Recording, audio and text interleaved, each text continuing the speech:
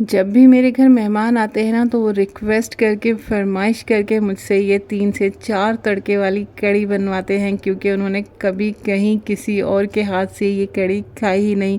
उन्हें ये इतनी मज़ेदार और लाजवाब लगती है। तो मैं गारंटी से कहती हूँ कि आप लोगों ने भी कभी ये 3 से 4 तड़के वाली कढ़ी नहीं खाई होगी। तो बिस्मिल्लाहिर्रहमानिर्रहीम, अस्सलाम वालेकुम। कैसे हैं आप सब? दुआ है कि आप सब शाद-आबाद रहें और आपके दस्तरखान हमेशा भरे रहें। तो मेरी हर रेसिपी की तरह बेइंतहा आसान और मज़ेदार ये भी रेसिपी है।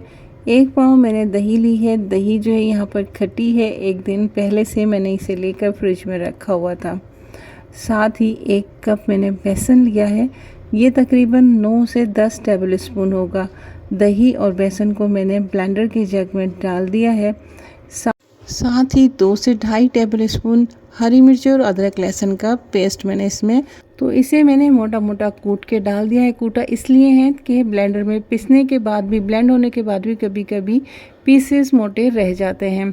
साथ ही मैंने इसमें 1 टेबल स्पून हल्दी पाउडर का ऐड किया है, 1 टेबल स्पून पिसी हुई लाल मिर्चों का ऐड किया है, नमक ऐड किया है। साथ ही मैंने इसमें 1 टेबल स्पून भरकर पिसा हुआ धनिया डाला है। और साथ ही मैं आपको एक मीडियम साइज़ की प्याज दिखा रही हूँ। ये प्याज भी मैं इसमें बारीक बारीक कट करके डाल दूँगी। तमाम चीज़ों को अच्छी तरह से ब्लेंड कर लेना है। कोई भी पीसेस मोटे मोटे नहीं रहने चाहिए। ये जो आपको मिल्क नज़र आ रहा है ना, ये है दही का पानी, यानी कि इसे आप बटर मिल्क भी कह सकते हैं। ये दही का पानी है। पानी की जगह मैं इसमें यही अभी ऐड करके फिर ब्लेंड करूँगी।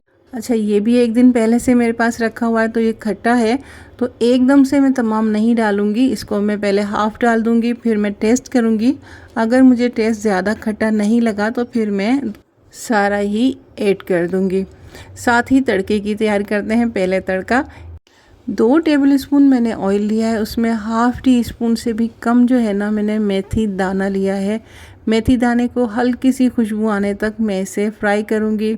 जैसे ही हल्की सी खुशबू आने लगेगी तो फिर जो मिक्सचर बनाया था ना, वो मिक्सचर मैं इसमें ऐड कर दूंगी और स्पून साथ साथ चलाते रहना है। फ्लेम यहाँ बिल्कुल दम वाली आंच है।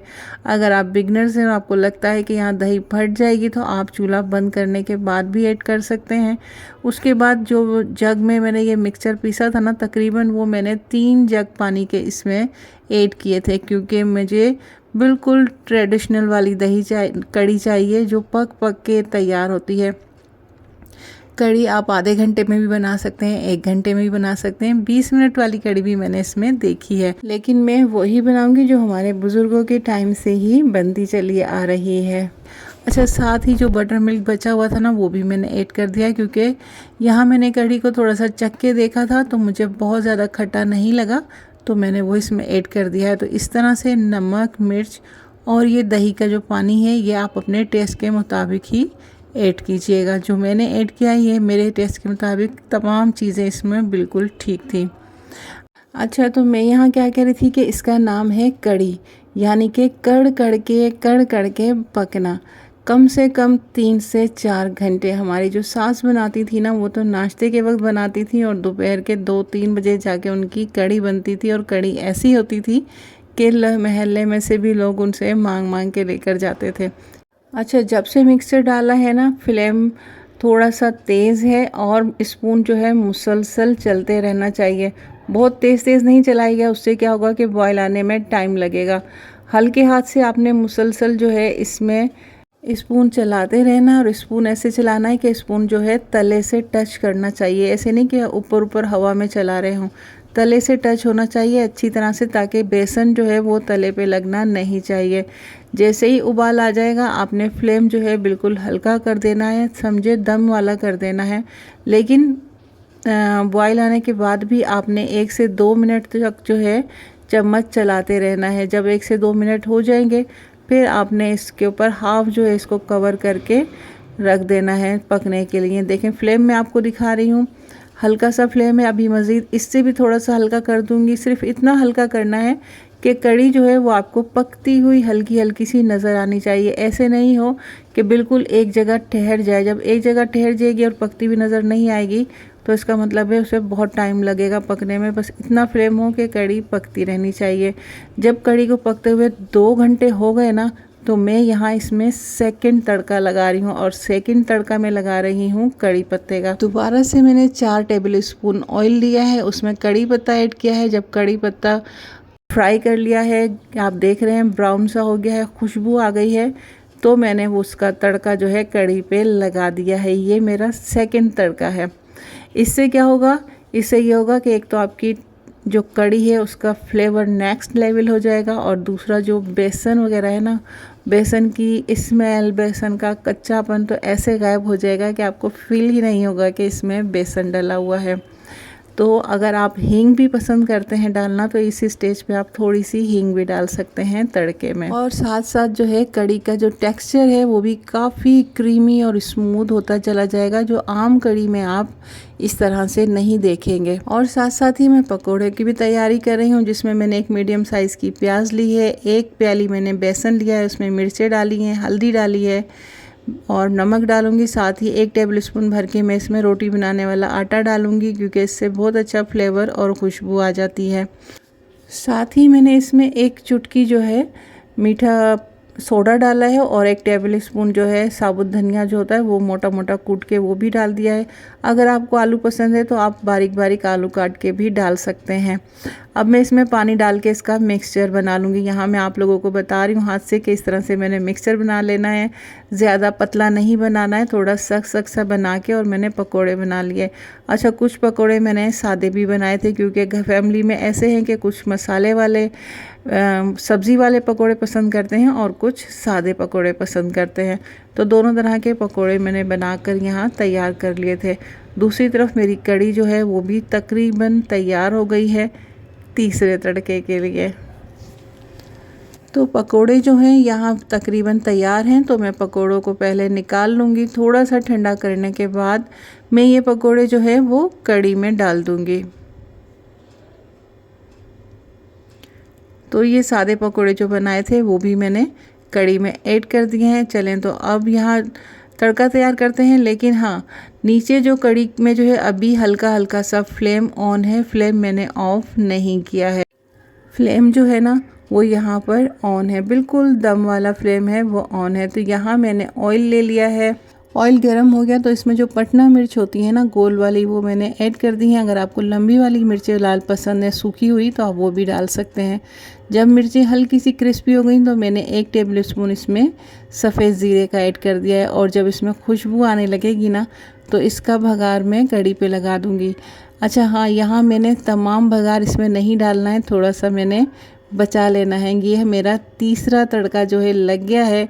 अभी हमने चौथा तड़का लगाना है जब हम सर्व करेंगे, इसलिए मैंने इसी में से थोड़ा सा जो है तड़का बचा लिया है। तो यहाँ ये मेरी बहुत ही मज़ेदार, बहुत ही ज़बरदस्त किस्म की बिल्कुल मुनफरिद वाली जो है कड़ी बनकर तैयार हो गई है। ये ऐसी कड़ी है कि कहीं आप बहुत अच्छी जगह पर जाएंगे, किसी बहुत अच्छे रेस्टोरेंट में जाएंगे, वहाँ आपको ये मज़ेदार सी कड़ी खाने के लिए मिलेगी। अभी जो तड़का मैंने बचाया था ना, इसमें थोड़ी सी प्याज भी मैंने ब्राउन कर ली है, और एक ट्विस्ट इसमें और आने वाला है, और वो है ये कश्मीरी लाल मिर्च। 1/2 टीस्पून मैंने इसमें कश्मीरी लाल मिर्च डाली है। इसमें कोई तीखापन नहीं होता, जस्ट इसमें एक कलर आता है। तो कुछ सेकंड के लिए हम इसे पकाएंगे, और उसके बाद फ्लेम ऑफ करके ये तड़का हम अपनी सर्विंग डिश पर लगा देंगे, जिसमें मैंने कड़ी निकाल कर रखी है। जब आप सर्व करने लगेंगे ना, ये तड़का आपने तब सर्विंग डिश पे लगाकर सर्व कर देना है, और खाने वाले उंगलियां चाटते रह जाएंगे। ऐसी ज़बरदस्त और मज़ेदार कड़ी उन्हें मिलेगी कि उन्होंने पहले कभी नहीं खाई होगी। स्पून की मदद से हल्का हल्का सा हिला देना, ताकि तड़का जो है वो नीचे तक पहुंच जाए। बहुत ज़्यादा नहीं चलाना है कि पता चले तड़का लगा ही नहीं है। अच्छा, एक बात जो बताना रह गई कि जब कड़ी बिल्कुल फाइनल हो जाए ना, जितना आपको कड़ी का टेक्सचर चाहिए इतना हो जाए ना, तो तब आपने नमक लाजमी टेस्ट कर लेना है। अगर नमक कम हो तो आप एडजस्ट कर सकते हैं। मैंने भी थोड़ा सा नमक एडजस्ट किया था, मुझे कम लग रहा था, उसके बाद मैंने तड़का लगाया था। तो लीजिए जनाब, यहाँ बहुत ही मज़ेदार, बेइंतहा डिलीशियस और बिल्कुल ही मुनफरद स्टाइल की ये रेसिपी जो आज आपको देखने के लिए मिली, आपको कैसी लगी आप कमेंट में ज़रूर बताइएगा। ये कढ़ी जैसे हमारे पुरखे होते हैं ना, हमारे बड़े होते हैं, तो पुराने वक्तों में इस तरह की बेहतरीन कढ़ी बनाई जाती थी। पूरी जो कहते थे ना दिल और जान के साथ जो है खाने बनाए जाते थे, इसीलिए उस वक्त के खानों में बहुत ज़्यादा टेस्ट होता था।